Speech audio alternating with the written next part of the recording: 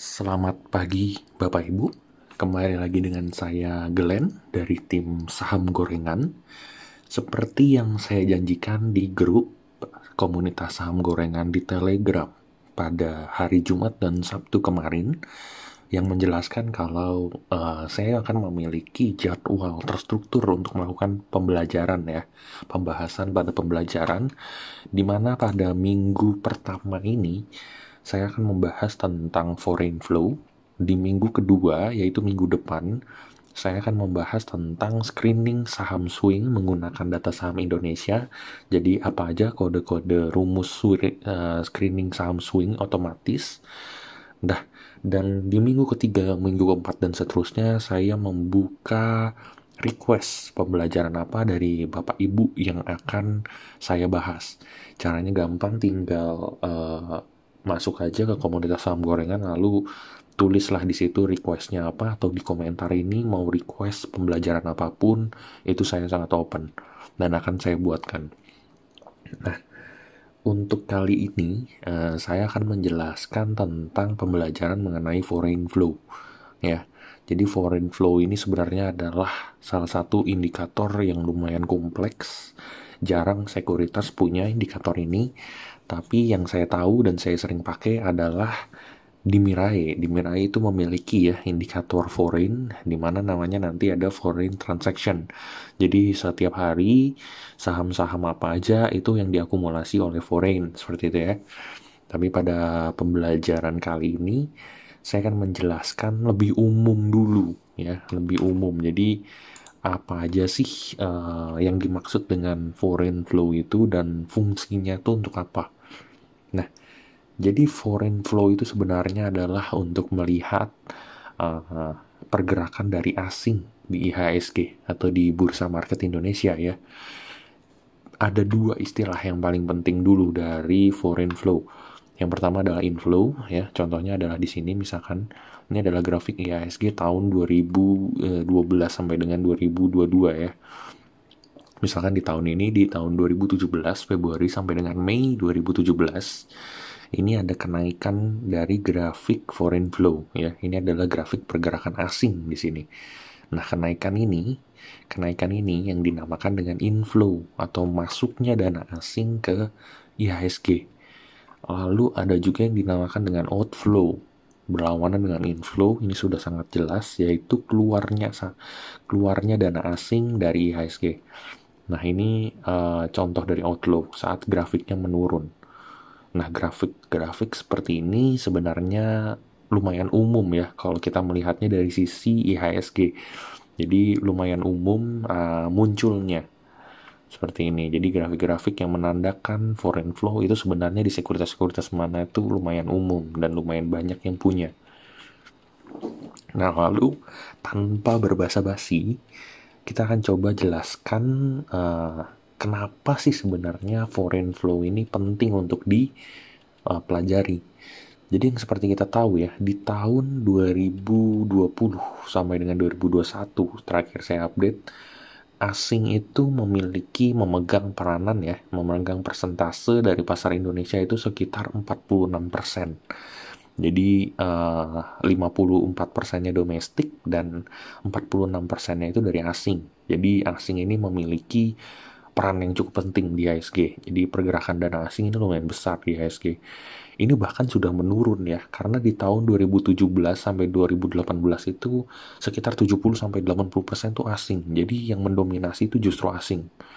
Saya agak lupa angka persisnya ya, tapi yang mendominasi itu asing. Jadi pergerakan asing kalau bisa dilihat nih di tahun 2013 sampai dengan 2017 itu sangat dekat dengan asing. Jadi kalau dilihat ya, di saat asing melakukan inflow ya, grafiknya tuh akan mirip sekali. Jadi penyokong market kita dulu itu persis itu asing. Jadi benar-benar ya dilihat sampai dengan detail-detail minor trendnya itu juga mengikuti pergerakan asing ya. Dilihat sangat persis mengikuti asing. Ini menandakan kalau dominasi pasar kita itu ada di asing sebenarnya. Nah, ini lumayan berubah sejak di tahun 2018, di mana 2018 asing itu sudah tidak terlalu mendominasi seperti yang tadi saya bilang, hanya sekitar 40 persenan. Jadi pergerakannya lumayan bisa berlawanan dengan harga IHSG. Misalkan terjadi di momen-momen ini di 2020 dan juga di 2022 ya. Contohnya ini mengalami inflow asing ya, tapi ternyata IHSG-nya mengalami kenaikan. Di 2018 juga terjadi demikian, meskipun asing mengalami inflow ya, ini diprediksi market akan turun di sekitar 2018 ini, tapi ternyata IHSG mengalami kenaikan. Ini dikarenakan dominasi asing yang sudah lumayan memudar di IHSG. Tapi kalau kita lihat sebenarnya ya, kita bisa mulai memprediksikan pergerakan IHSG dari asing lebih dahulu. Contohnya adalah di momen ini misalkan. Jadi di saat ini asing melakukan outflow ya, keluar dana terlebih dahulu. Di saat ini momen yang sama, periode yang sama, IHSG ini mengalami kenaikan. Jadi ini ada sebuah divergence ya. Kalau kalian mempelajari divergence dari MACD, ini mengalami divergence juga. Jadi di saat harga IHSG mengalami kenaikan, asing ini melakukan outflow. Nah, ini betul saja terjadi karena setelah itu outflow-nya masih berkelanjutan, dan di tanggal Februari 2018 setelah itu IHSG mengalami penurunan. Jadi lumayan terlihat kalau IHSG ini akan mengalami penurunan setelah, dan ini dimulai dari outflow asing terlebih dahulu. Jadi outflow asing ini bisa jadi momen-momen penanda akan adanya turunnya atau naiknya IHSG. Beda halnya dengan contohnya satu lagi, saat di IHSG ini naik ya, trennya ini menguat, tapi diikuti juga dengan penguatan asing, misalkan seperti ini ya. Jadi ini momen di mana IHSG ini mengalami reversal, penguatan, dan penguatannya ini diikuti oleh asing, maka penguatannya itu sangat kuat ke atas. Jadi foreign flow ini bisa diibaratkan sebagai penentu dari tren IHSG. Jika diikuti oleh daya beli asing juga, net buy asing, maka kemungkinan tren naiknya itu akan ikut menguat. Tapi jika ada terjadi divergence seperti di momen ini, maka ketika IHSG itu naik tapi asing melakukan outflow atau penjualan, maka kemungkinan uptrendnya itu tidak akan berlangsung lama ya. Contohnya juga ada di seperti ini ya, saat ini bersilangan ini antara harga dengan IHSG mengalami outflow, kemudian nextnya nanti akan mengalami penurunan hingga asing ini berhenti melakukan penjualan dan mulai naik lagi di momen ini. Maka kita bisa lihat kalau IHSG melanjutkan tren kuatnya seperti itu. Jadi fungsi pembacaan asing adalah seperti itu. Dan yang perlu di note ya dari pembelajaran kali ini adalah jangan gunakan asing untuk keputusan jual beli singkat. Karena asing itu biasanya berasal dari manajer investasi atau dari reksadana, misalkan manajer investasi suatu entitas tertentu. Nah, biasanya itu berasal dari asing. Nah, pergerakannya itu tidak pernah melakukan jual beli dalam waktu singkat. Jadi kalau Anda melakukan, makanya saya melihat pembelajaran asing ini pun dari tren yang panjang ya, dari tahun 2013 sampai dengan 2022. Jangan melakukan penilaian judgement.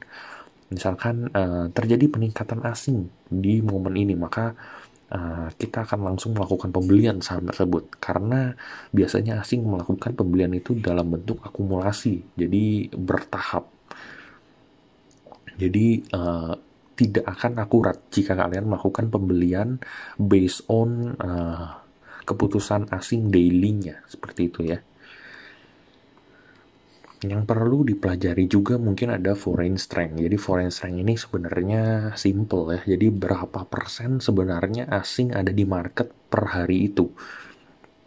Nah, ini ditandai dengan nilai 0 sampai 20. Jadi mirip seperti relative index ya. Kalau dia semakin mendekati ke 20, berarti asing di hari itu adalah semakin kuat.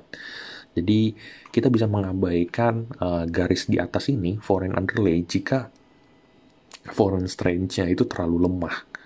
Ya, jadi biasanya di bawah garis 10, makanya itu dianggap terlalu lemah, dan foreign flow yang di atas ini bisa diabaikan sebenarnya karena persentase asing di pasar saat itu sangat kecil.